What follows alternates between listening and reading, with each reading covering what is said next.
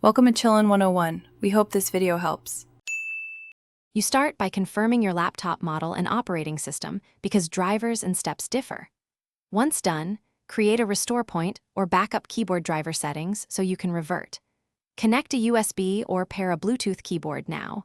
You will need it after disabling the built-in keyboard. Open Device Manager on Windows, System Preferences on Mac OS, or your distro's hardware tool on Linux to locate the internal keyboard device before proceeding.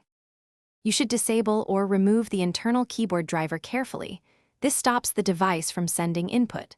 On Windows, right-click the keyboard in Device Manager and choose Disable or Uninstall Driver and prevent automatic reinstall.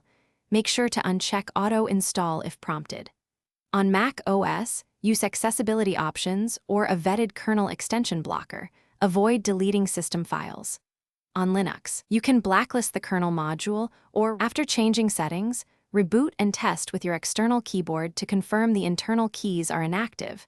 You want a clean switchover. If the internal keyboard returns after updates, make sure to block automatic driver reinstall or reapply your blacklist entry, and disable related startup services.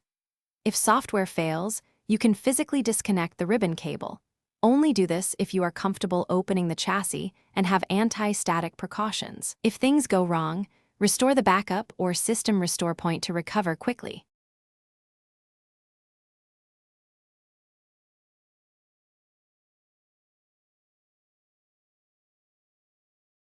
Thanks for watching. Consider subscribing if we helped you.